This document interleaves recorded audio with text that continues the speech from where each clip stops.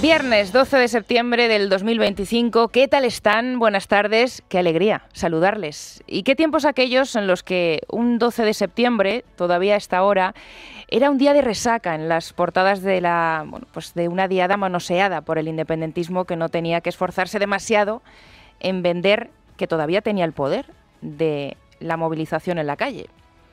Lo de ayer fueron 28.000 personas, se lo contamos en este programa en Barcelona, y como sabían que iba a ser un fiasco, montaron otras 2 marchas más para ver si con la suma colaba. En Gerona, 12.000 separatistas. A la de Tortosa fueron 1.500.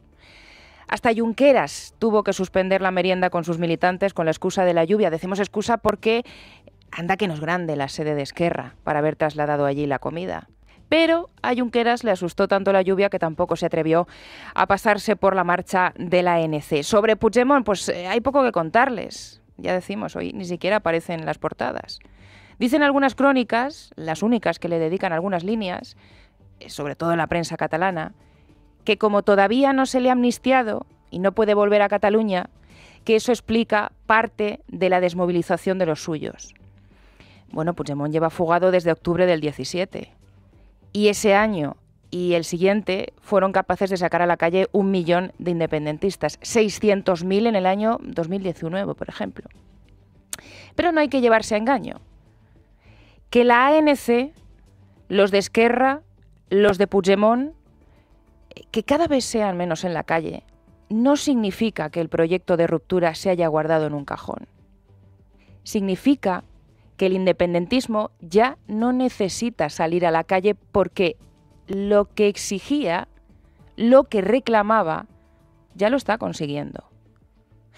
Ayer a Luis Herrero le llamaba la atención que la portavoz del Gobierno de Cataluña, la socialista Silvia Paneque, haya incluido con total naturalidad el concepto de Cataluña como nación en su discurso.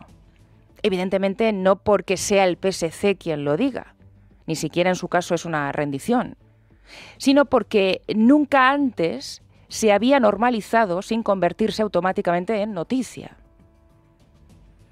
Así que esto solo puede ser el aviso de que estamos en otra fase mucho más preocupante.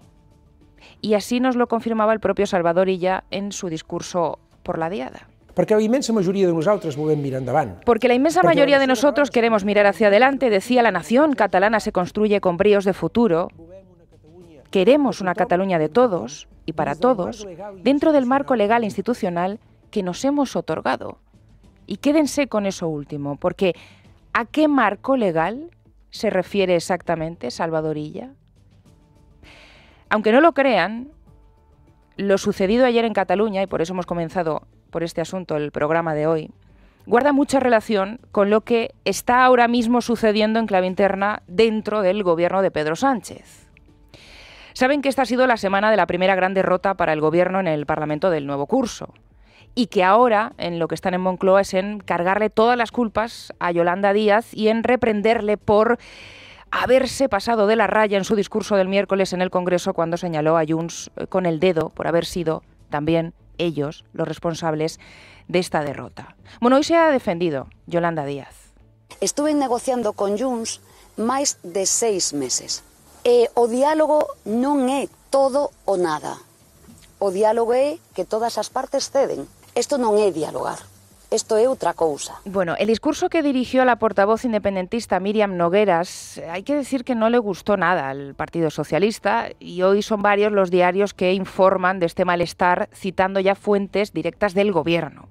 Por ejemplo, El Español decía esta mañana: Moncloa intenta salvar la relación con Puigdemont tras el duro ataque de Yolanda Díaz a Junts por la jornada laboral. Cuenta esta información que el pasado miércoles, minutos antes de arrancar el pleno del Congreso, el ministro de Presidencia y Justicia, Félix Bolaños, se reunió con la separatista Míriam Nogueras. Fue a pocos metros del hemiciclo, en la llamada zona del gobierno. Hasta ahí, fíjense ustedes, llega la necesidad de Pedro Sánchez. Y según Moncloa, se trataba de hablar de asuntos pendientes. La interpretación que hace el autor de esta información, que es Fernando Garea, es que Moncloa busca mantener engrasada la relación con el fugado con vistas a negociaciones futuras.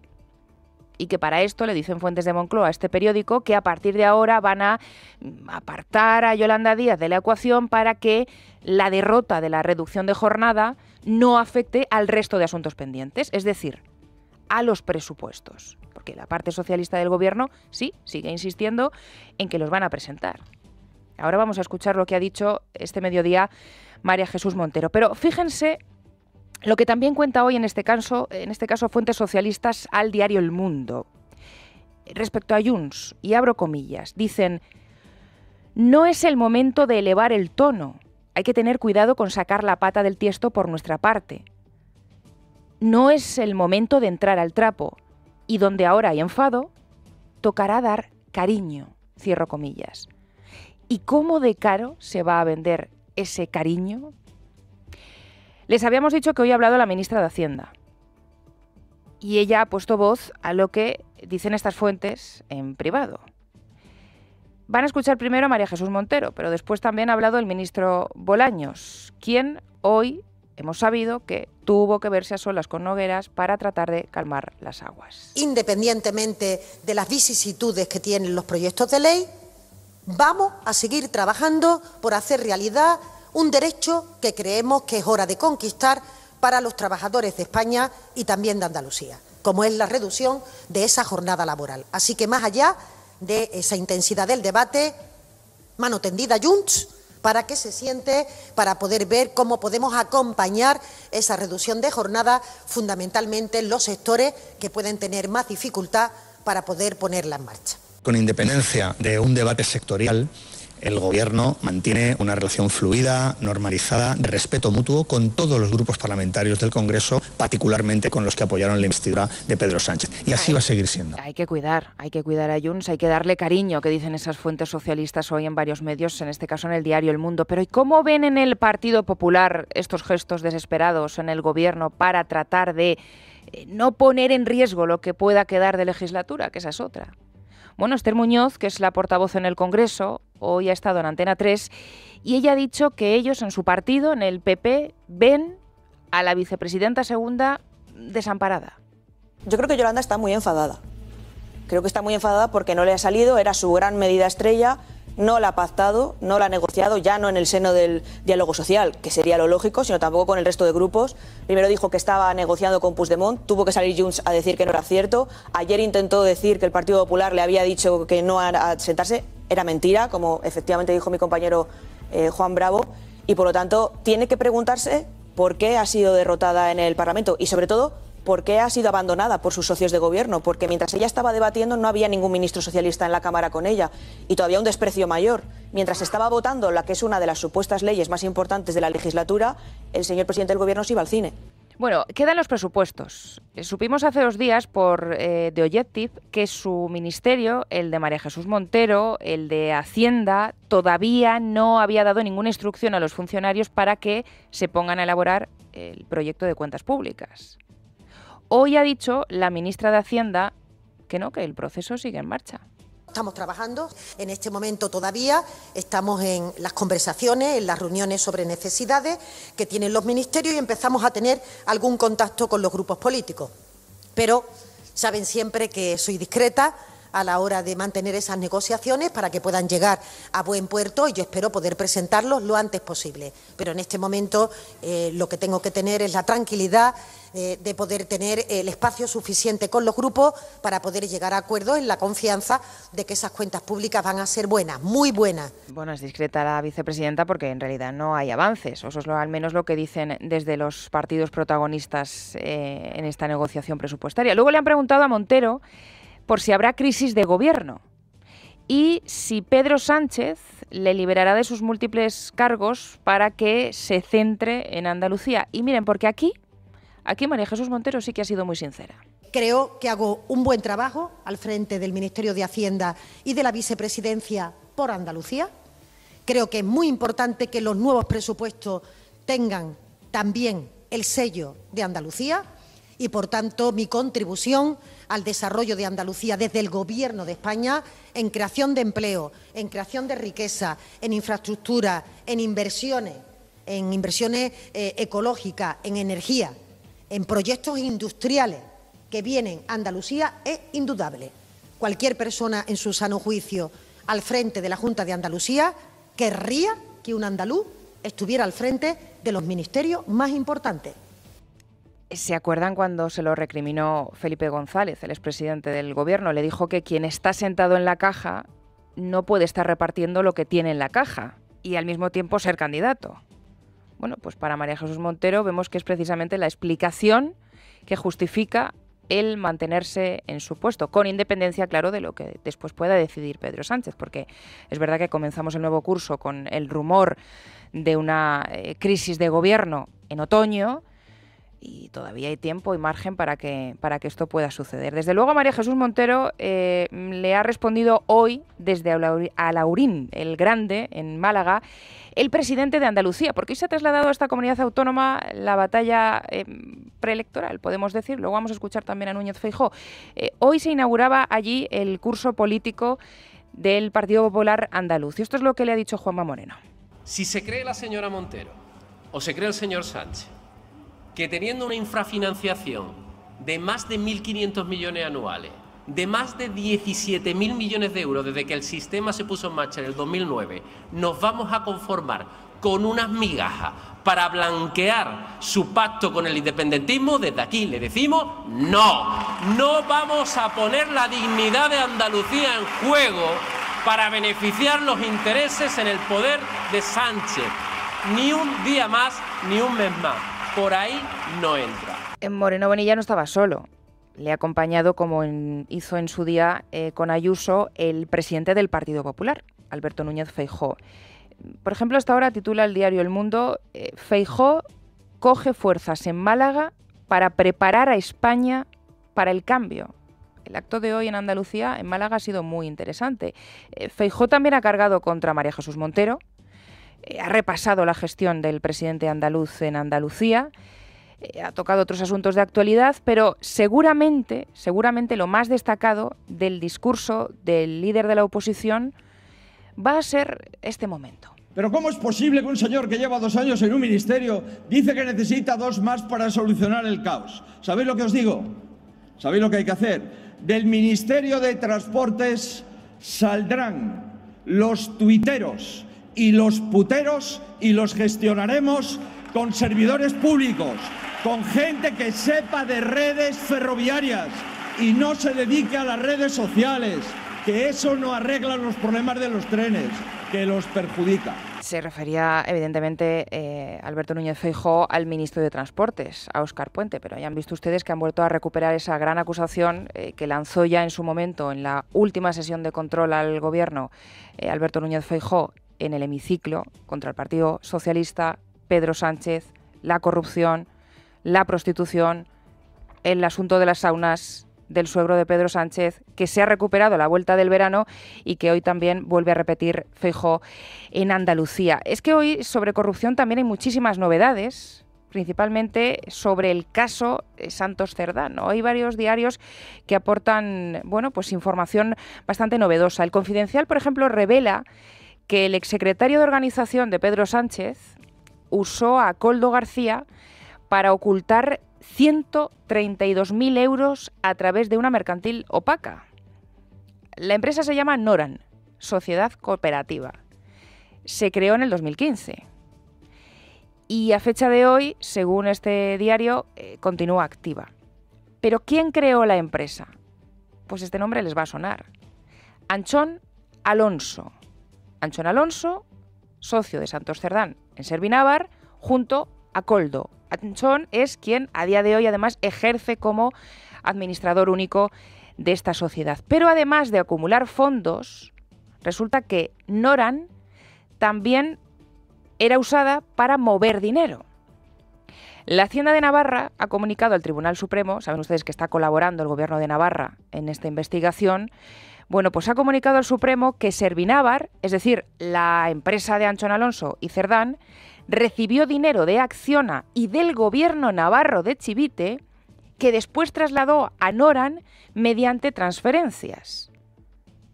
La UCO de la Guardia Civil ya está rastreando estos movimientos bancarios. Este sonido que van a escuchar a continuación es de anoche. es de María Chivite, pero merece la pena rescatarlo porque son tan pocas las ocasiones en las que la presidenta socialista de Navarra acepta que se le haga preguntas, y mucho menos comparecencias públicas. Ni entrevistas en medios, ni comparecencias. Pero anoche sí que estuvo en la cadena SER. Y le preguntaron a María Chivite por su citación en la comisión del caso Koldo, en el Senado. El 29 de septiembre tendrá que acudir al Senado María Chivite. Ella dice que está tranquila. Iré con absoluta tranquilidad a aguantar las barbaridades que allá me digan, porque la verdad es que allá no se dicen más que barbaridades.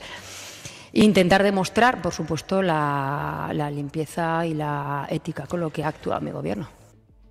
Decir que uno va a intentar demostrar la limpieza y la ética de su gobierno significa que no puede garantizar que vaya a hacerlo. Luego ha dicho que a ella no le importa dar explicaciones donde haga falta. También ha defendido a las comisiones de investigación, pero resulta que a la del Parlamento de Navarra no va a acudir, porque tanto su partido como Bildu lo han impedido. En junio, cuando salió el informe de Cerdán, María Chivite también prometió que su gobierno iba a auditar los contratos de obra con las empresas que aparecen en esa investigación, es decir, con Servinavar. Pero anoche contó en la cadena SER que todavía no hay conclusiones de esas auditorías. Pero eso sí, ella se anticipó a adelantar, la presidenta socialista de Navarra, que cuando se conozcan las conclusiones, que de ahí no va a salir nada. Les hemos dicho que hoy eran varios los diarios que apuntaban a novedades respecto a esta trama, a la trama Cerdán. Y otro de los diarios que hoy también desvela información interesante es el diario ABC. Dice ABC que a Santos Cerdán no le hizo ninguna gracia que Javier Herrero, exdirector general de Carreteras, fuera destituido de su cargo. Esto fue en octubre del año 2022, con lo que ahora sabemos, con lo que hemos estado conociendo durante todo el verano, que a Cerdán le pudiera molestar que apartaran a Herrero de su cargo entra dentro de lo esperado. Y por hacerles un poco de memoria, se lo contamos en su momento aquí en Es Radio. En noviembre de 2019, en el por aquel entonces Ministerio de Fomento, se celebró una reunión al más alto nivel entre representantes del gobierno de Pedro Sánchez y el gobierno de Navarra. En ese momento ya presidido, porque María Chivite llegó al poder en 2019, presidido ya por la dirigente socialista. Y que el motivo de esa cita, y por eso era tan importante esa fecha, era hablar de las obras de los túneles de Belate, que es el origen de la trama navarra. El día que se destapó ese encuentro, supimos que en esa mesa estuvo sentado un diputado que solo llevaba 6 meses en el Congreso, que no tenía ningún cargo en la administración, pero que, sin embargo, era imprescindible, al parecer, para que la mayor obra que se iba a ejecutar en Navarra, en la última década, pudiera salir adelante. Ese diputado era Santos Cerdán. Y junto a él, y por eso era importante esa reunión de noviembre del 19, junto a él, en esa mesa, también estaba el director de Carreteras, Javier Herrero. El último auto del juez instructor del caso Koldo, el juez de la Audiencia Nacional, Ismael Moreno, ya dejaba constancia de la relación entre Cerdán y Javier Herrero y la posibilidad de que Cerdán hubiera impuesto su nombramiento para, presuntamente, poder amañar obras públicas.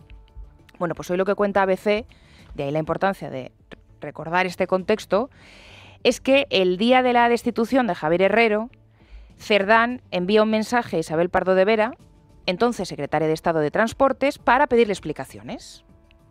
¿Habéis cesado a Javier Herrero? Ese fue el mensaje. A lo que, según fuentes relacionadas con el caso, le dicen a ABC que la entonces secretaria de Estado le dijo sí, y que además Pedro Sánchez estaba al tanto.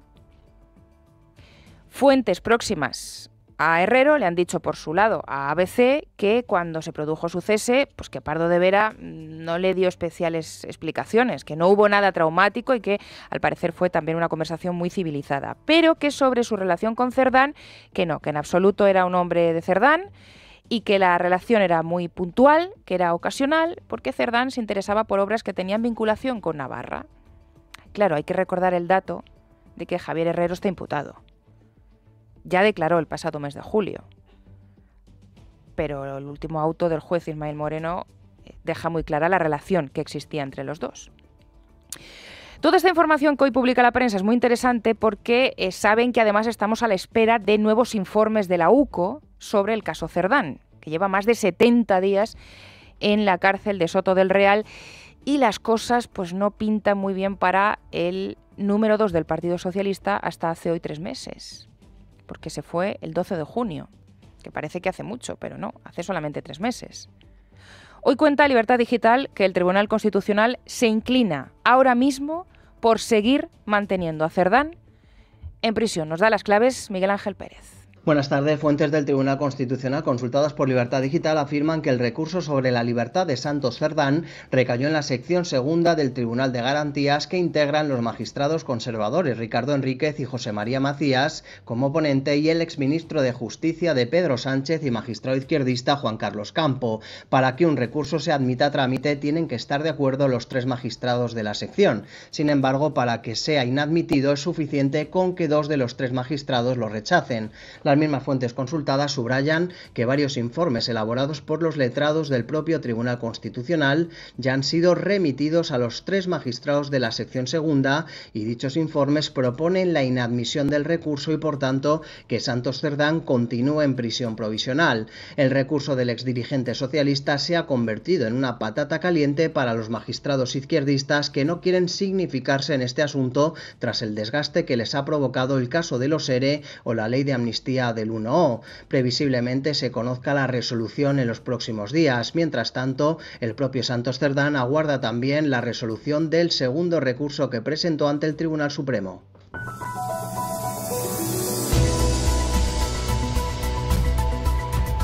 Las 4:23 de la tarde, las 3:23 en las Islas Canarias. Completamos el resto de información de este viernes con la ayuda de Esther Nieto. ¿Qué tal? Muy buenas tardes. Buenas tardes, Esmeralda. El presidente valenciano, Carlos Mazón, ha estado esta mañana en Elche en la inauguración del 8º Congreso Nacional del Agua, y desde allí Mazón ha hecho un anuncio importante.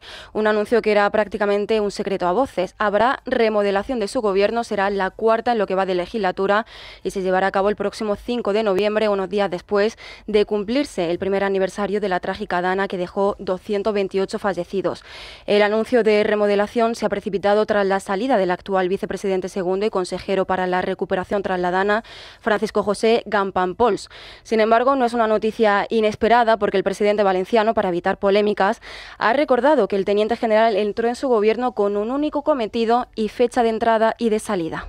Cuando el teniente general Gampampols se hizo cargo de la vicepresidencia segunda para la reconstrucción económica y social, que tenía un punto de inicio y un punto de final para dejar absolutamente consolidada toda la gran operación de recuperación, que no solamente no va a acabar, sino que vamos a incrementar aún más.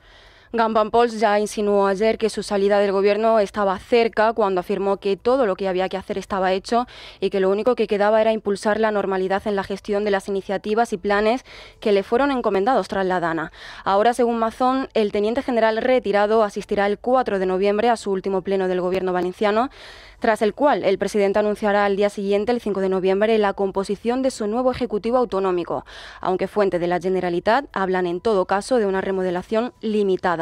Bueno, este asunto ya ha producido la crítica de la ministra de Ciencia y secretaria general del PSOE valenciano, Diana Morán, que ha calificado, lo van a escuchar, de broma de mal gusto el anuncio del presidente valenciano. Me parece una broma de mal gusto. La verdad es que si no fuera una tragedia me parecería cómico, ¿no? Es que ya no saben qué inventarse, cuál es la nueva escenografía que van a hacer, y aquí no se entiende ya nada. Lo único que cabe, ya no nos cabe un cuarto gobierno de Carlos Mazón, es que ya llevamos 3 gobiernos de Carlos Mazón. Y antes de cumplirse un año de la Dana, ¿considera el presidente de la Generalitat que ya ha hecho suficiente para la reconstrucción y por tanto que nos puede presentar aquí un cuarto gobierno? Miren, ya no nos valen. Y la crispación política también ha estado muy presente hoy en la Asamblea de Madrid, donde Más Madrid, PSOE y Vox han pasado a la ofensiva contra la presidenta madrileña Isabel Díaz Ayuso en la segunda jornada del debate sobre el estado de la región, que se ha reanudado esta mañana tras la intervención de ayer de Ayuso. Tiene todos los detalles Paloma Cuevas.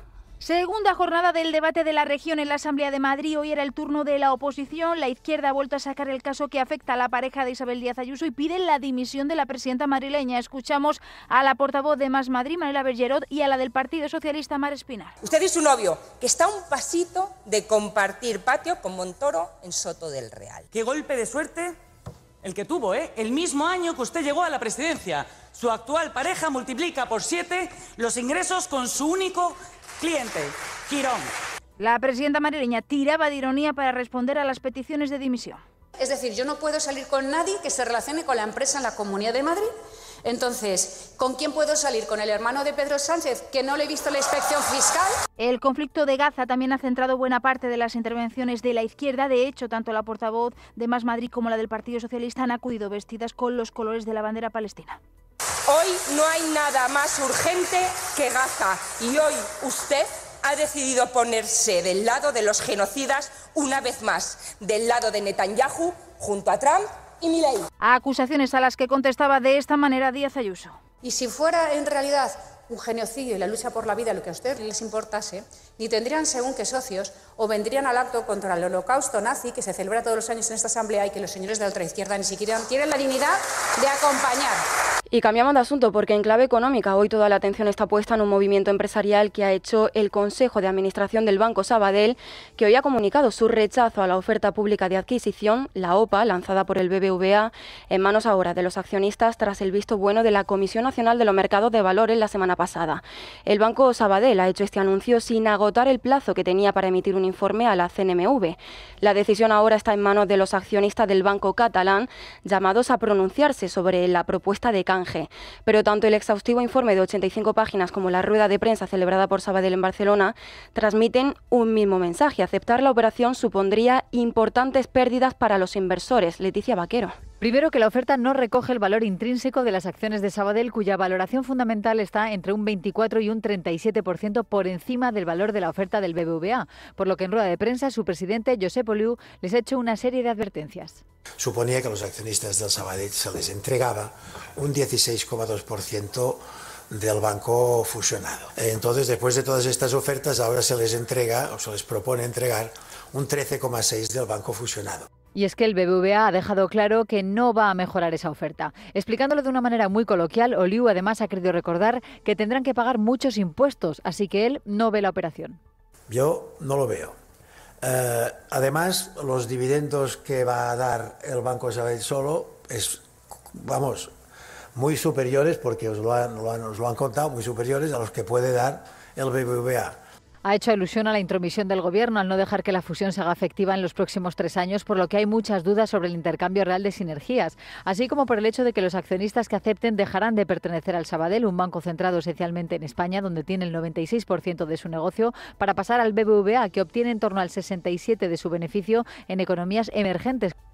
Y estamos pendientes también de la Vuelta a España 2025, que este fin de semana pasa por Madrid con la disputa de las 2 últimas etapas, incluyendo la llegada final a la capital. El operativo de seguridad desplegado es muy amplio, con 1.500 agentes de Policía Nacional y Guardia Civil para garantizar el desarrollo sin incidentes. Hoy además hemos conocido que en medio de un contexto marcado por las protestas pro-palestinas, el juez de la Audiencia Nacional ha inadmitido una denuncia relacionada con un posible boicot a Israel en la carrera por falta de competencia para tratar el asunto. Por su parte, el ministro de Justicia, Félix Bolaños, y la ministra de Sanidad, Mónica García, han asegurado que se pondrán todos los medios necesarios para que la vuelta pueda concluir con normalidad, garantizando a la vez el derecho a la protesta por Gaza.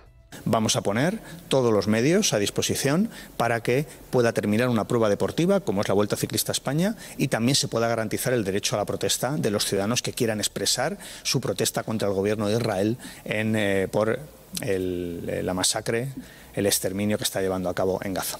Orgullosa de nuestra sociedad civil, orgullosa de nuestro grupo parlamentario, orgullosa del Gobierno de España, que estamos en el lado bueno de la historia, y orgullosa de que podamos expresar de manera pacífica ese rechazo a este genocidio